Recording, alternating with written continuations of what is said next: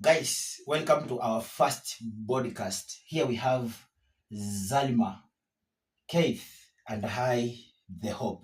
Tukapo hivi tuwaletee live podcast. Mimi ni sahi nikuwe na mali. Alafu ni kama Mungu before nikuwe na mali, maybe nilikuwa maskini.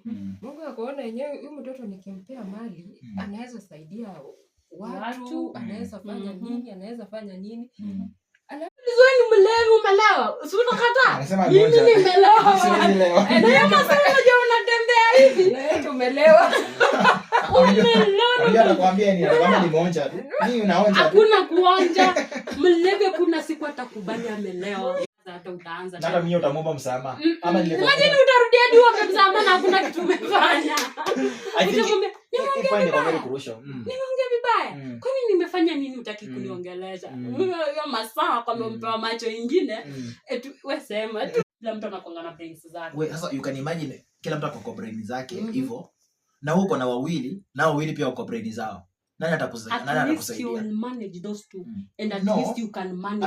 Atuongelee okay. Na kuna watu wamezaliwa. Nani anakusaidia wapi? Hebu nikuulize. Let me tell you udezo kono speed but utaijaribu. Acha nikwambie kweli. You will try your level best kujaribu. Lakini still you remain the same person of that name. Hiyo jina tu itakushika. But unajua exactly you can rebrand that name. Unaweza. Not easy.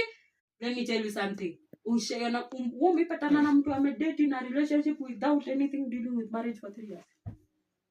Now that is the person. Sasa huyo ndo mtu anajua chenye anafanya. Kwanza si huyo. We use Diana B as an example. Letu maana amedate na bwana yake uko na tutanga. Nini? Kwani kwa shule unasoma tangu? Hata nieleze kitu. Nimeona kumbe ndo maana generation ya saizi kueleka ni ngumu. Nimeona. Nyanya zetu ilikuwa tu wanapanga sherehe usiku. Kwanza hata unaibwa. Kwanza wewe ile maana hata kufunga mlango. Kuungana kufunga mlango hataweza. Kupika hawezi. Huyu jamaa anafanya. Na watoto ni wadogo ama. Watoto ni wadogo miaka 2 mwaka 1 miaka sijui ngapi. Doremiso. La dido.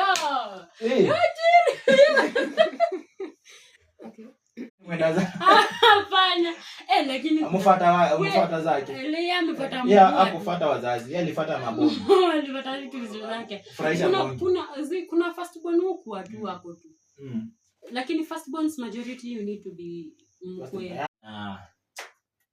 Tutamaliza aje? Nataka tumalize kwa style. Zalima utatuombea. Hapo vile ngori mzee. Okay. Watu wangu mimi ndo next time. Okay, wewe ataomba next time. So